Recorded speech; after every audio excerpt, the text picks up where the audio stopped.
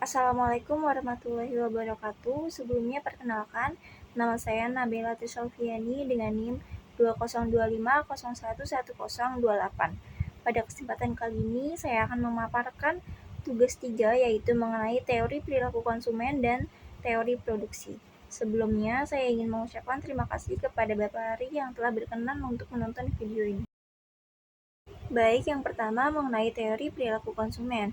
Ada preferensi konsumen, yaitu dalam ekonomi, konsumen cenderung memilih barang yang memberikan utilitas atau tingkat kepuasan tertinggi bagi mereka. Namun, penting untuk diingat bahwa preferensi ini bersifat subjektif atau berbeda bagi setiap individu. Sebagai contoh nyata, seorang konsumen yang sangat peduli pada kesehatannya mungkin tetap membeli makanan organik meskipun harganya lebih mahal dibandingkan makanan non-organik yang lebih murah di pasaran. Di sini nilai kesehatan menjadi pendorong utama dalam keputusan pembelian. Selanjutnya adalah teori utilitas. Kita mengenal istilah utilitas marginal, yaitu tambahan kepuasan yang diperoleh saat kita menambah satu unit barang yang dikonsumsi. Secara teori, seseorang akan terus mengonsumsi selama utilitas marginalnya masih positif dan lebih besar dari biaya yang dikeluarkan. Namun, berlaku hukum utilitas marginal yang menurun. Sebagai contohnya, saat saya sangat haus, gelas air pertama memberikan kepuasan yang sangat tinggi. Namun pada gelas kelima atau keenam, saya mungkin merasa mual. Di titik inilah utilitas marginal menjadi negatif, dan konsumen, yaitu saya, akan berhenti atau beralih ke barang lain. Yang ketiga, efek pendapatan dan efek substitusi.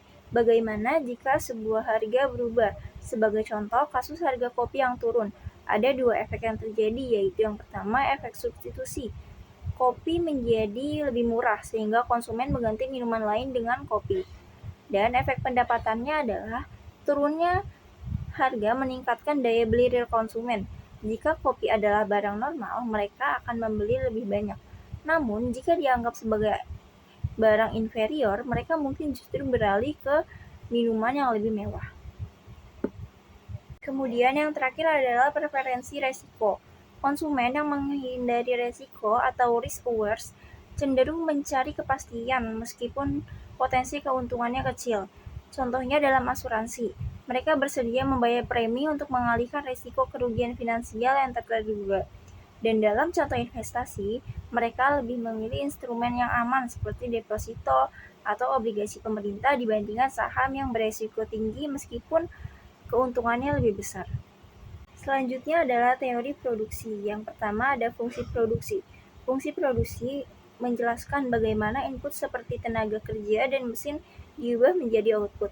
Untuk mencapai efisiensi, produsen menggunakan alat analisis berupa isokuan dan isokos. Kombinasi optimal ditemukan pada titik singgung keduanya, di mana produk marginal per rupiah untuk setiap input adalah sama. Contohnya, sebuah pabrik roti akan lebih memilih menambah mesin daripada buruh jika mesin memberikan output tambahan yang lebih besar, dengan biaya yang lebih murah atau rendah. Yang kedua, biaya produksi jangka panjang dengan jangka pendek. Dalam produksi, kita mengenal perbedaan jangka waktu. Yang pertama, jangka pendek. Terdapat biaya tetap atau seperti biaya sewa dan biaya variabel yang berubah mengikuti output. Yang kedua, jangka panjang. Semua biaya bersifat variabel.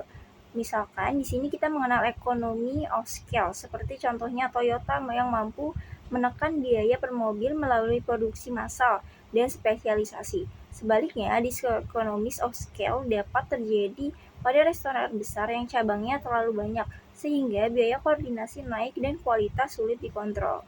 Kemudian yang ketiga adalah teori nilai tambah. Produksi juga menciptakan nilai tambah, yaitu selisih antara nilai output dan input. Produsen dapat meningkatkan nilai tambah, yaitu seperti dalam inovasi, seperti menambahkan fitur AI pada smartphone yang meningkatkan harga jual. Dan dalam segi kualitas, seperti menggunakan bahan organik pada susu yang membuatnya bernilai lebih tinggi di pasar dibandingkan susu lainnya.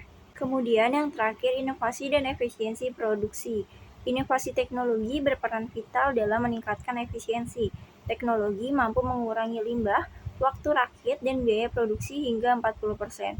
Contohnya adalah Tesla.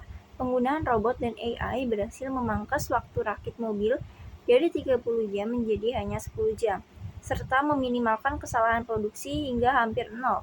Hal ini membuktikan bahwa inovasi memungkinkan pemenuhan permintaan global dengan biaya yang jauh lebih rendah. Baik, sekian pemaparan video saya mengenai tugas 3, yaitu teori perilaku konsumen dan teori produksi. Kurang lebihnya mohon maaf. Wassalamualaikum warahmatullahi wabarakatuh.